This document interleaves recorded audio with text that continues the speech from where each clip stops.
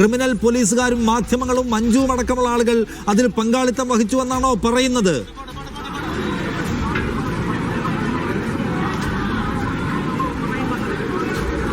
തനിക്കെതിരെ ചില ഗൂഢാലോചനകൾ നടന്നു എന്ന കാര്യത്തിൽ ദിലീപ് ഉറച്ചു നിൽക്കുന്നു. ആ കാര്യത്തിൽ ദിലീപ് കൃത്യമായി തന്നെ ആ ഒരു ഗൂഢാലോചന നടന്നു എന്ന കാര്യമാണ് പറയുന്നത്.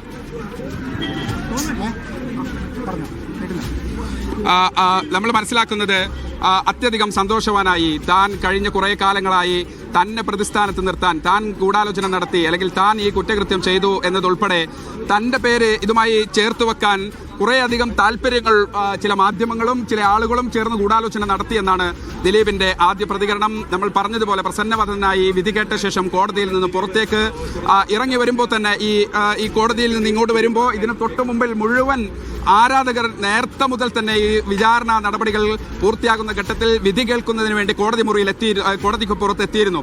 അവർ 1 മുതൽ 6 വരെയുള്ള പ്രതികൾ കുറ്റക്കാരാണെന്ന് പറയുകയും 7 മുതൽ 10 വരെയുള്ള പ്രതികൾ കുറ്റക്കാരല്ല എന്ന് പറയുകയും ചെയ്യുന്ന സമയത്ത് വലിയ ആരവങ്ങളോടെ ഇവിടെ മധുരപലഹാരങ്ങൾ വിതരണം ചെയ്യുകയും അവർ വലിയ തരത്തിൽ ആഹ്ലാദ പ്രകടനം നടത്തുകയും ഒക്കെ ചെയ്യുന്ന കാഴ്ച, അതിലേക്കാണ് ആ ആൾക്കൂട്ടത്തിനിടയിലേക്കാണ് ആ ആരാധകർക്കിടയിലേക്കാണ് ദിലീപ് ഇറങ്ങി വരുന്നത്. അങ്ങനെ ദിലീപ് ഇപ്പോൾ ഈ കോടതി പരിസരത്ത് നിന്ന് തന്നെ, അത് നമ്മൾ നേരത്തെ തന്നെ പ്രതീക്ഷിച്ചതാണ്, കുറ്റവിമുക്തനാണെങ്കിൽ ദിലീപ് എന്തായാലും ഇന്ന് തന്നെ മാധ്യമങ്ങളോട് ആദ്യ പ്രതികരണം പങ്കുവച്ച ശേഷമായിരിക്കും പുറത്തു പോവുക എന്ന്. അത് തന്നെ സംഭവിച്ചിരിക്കുന്നു.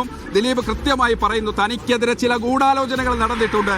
ആ ഗൂഢാലോചനകളിൽ ചില മാധ്യമങ്ങളും ചില തൽപരകക്ഷികളും പങ്കെടുത്തിട്ടുണ്ട്. അത്തരമൊരു ഗൂഢാലോചന തെറ്റായിരുന്നു, താൻ കുറ്റം ചെയ്തിട്ടില്ല എന്നത് കോടതി തന്നെ പറഞ്ഞിരിക്കുന്ന ഒരു സാഹചര്യത്തിൽ ഇനി അങ്ങോട്ട് പ്രിയപ്പെട്ടവർക്കെല്ലാവർക്കും നന്ദി, അല്ലെങ്കിൽ പ്രിയപ്പെട്ട അഭിഭാഷകർ, അദ്ദേഹത്തിന്റെ വെൽവിഷേഴ്സായി ആരാധകരും അതോടൊപ്പം തന്നെ കുടുംബക്കാരും സുഹൃത്തുക്കളൊക്കെ നിന്ന ഒരു സാഹചര്യത്തിൽ അവർക്കൊക്കെ നന്ദി പറഞ്ഞുകൊണ്ട് പ്രസന്നവദനായി അത്യധികം ആശ്വാസത്തോടു കൂടി കഴിഞ്ഞ 8.5 വർഷക്കാലത്തിന് ശേഷം ഈ കേസിൽ അന്തിമ വിധി വരുമ്പോൾ കുറ്റവിമുക്തനായിക്കൊണ്ട് ദിലീപ് പുറത്തേക്ക് പോവുകയാണ്. നിഷാദ്, ശരി, ദിലീപിനെതിരായിട്ടുള്ള കുറ്റങ്ങൾ കോടതി തള്ളിക്കളയുകയാണ്. അപ്പൊ ഇതിനകത്തൊരു ആ നിലക്കുള്ള ഒരു ഹൈ ലെവൽ ആസൂത്രണം ഉണ്ടായിട്ടേ ഇല്ല എന്നാണോ മുസ്തഫ കോടതി കണ്ടെത്തുന്നത്? ഇത് ഈ ക്രിമിനൽ സംഘത്തിന്റെ ലൈംഗികാതിക്രമം മാത്രമായിരുന്നുവെന്ന്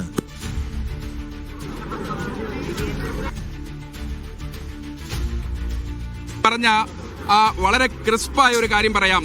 1 മുതൽ 6 വരെയുള്ള പ്രതികൾ അവരുടെ കുറ്റം തെളിഞ്ഞിരിക്കുന്നു. അവർക്കെതിരെ പ്രോസിക്യൂഷൻ ചുമത്തിയിരിക്കുന്ന കുറ്റം സംശയാസ്പദമായി അല്ലെങ്കിൽ മറ്റു ആശങ്കകൾക്കിടയില്ലാത്ത വിധം ആ കുറ്റം തെളിഞ്ഞിരിക്കുന്നു എന്ന് കോടതി കൃത്യമായി തന്നെ പറയുകയാണ്.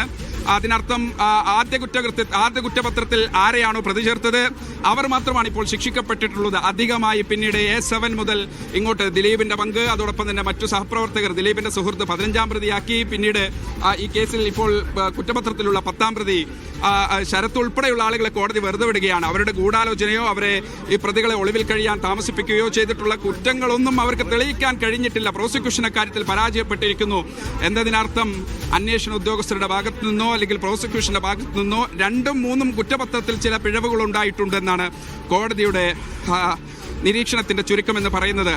1ാം പ്രതി പൾസർ സുനി, അദ്ദേഹത്തിനെതിരെ ബലാത്സംഗ കുറ്റം, ഗൂഢാലോചന, കുറ്റകൃത്യത്തിന്റെ പദ്ധതി തയ്യാറാക്കൽ, തെളിവ് നശിപ്പിക്കൽ, അതോടൊപ്പം തന്നെ IT വകുപ്പ് ഉൾപ്പെടെയുള്ള ആക്ടുകൾ അദ്ദേഹത്തിനെതിരെ ചുമത്തിയിരുന്നു. അത് തെളിയിക്കപ്പെട്ടു. മാർട്ടിൻ ആന്റണി ഈ നടി സഞ്ചരിച്ചിരുന്ന വാഹനത്തിലെ ഡ്രൈവറാണ്. ആ ഡ്രൈവർ ഈ കുറ്റകൃത്യം ചെയ്യാൻ ഞാനൊന്നും അറിഞ്ഞില്ല എന്ന രൂപത്തിൽ ലാൽ സ്റ്റുഡിയോയുടെ മുന്നിൽ ഈ പ്രതികൾ ഈ നടിയെ ഇറക്കിവിടുമ്പോൾ, അതിജീവിതയെ ഇറക്കിവിടുമ്പോൾ ഞാനൊന്നും അറിഞ്ഞില്ല എന്നുള്ള രൂപത്തിൽ നിന്ന് മാർട്ടിൻ ആന്റണി 2ാം പ്രതി അദ്ദേഹം ശിക്ഷിക്കപ്പെട്ടിരിക്കുന്നു. മണികണ്ഠൻ B, വിജീഷ് VP, സലീം എന്ന് പറയുന്ന വടിവാൾ സലീം, പ്രദീപ് ഉൾപ്പെടെയുള്ള പ്രദീപാണ് ഈ വാഹനത്തെ എസ്കോർട്ട് പോയത്. അങ്ങനെ 1 മുതൽ 6 വരെ ഉള്ള അവരെ 1 മുതൽ 6 വരെയുള്ള അക്യൂസ്ഡ് ആയിട്ടുള്ള ആളുകൾ ഇതിനകത്ത് ശിക്ഷിക്കപ്പെടുന്നു. അതിനർത്ഥം അവർക്കെതിരെ ചുമത്തിയ കുറ്റം തെളിഞ്ഞിരിക്കുന്നു എന്നുള്ളതാണ്.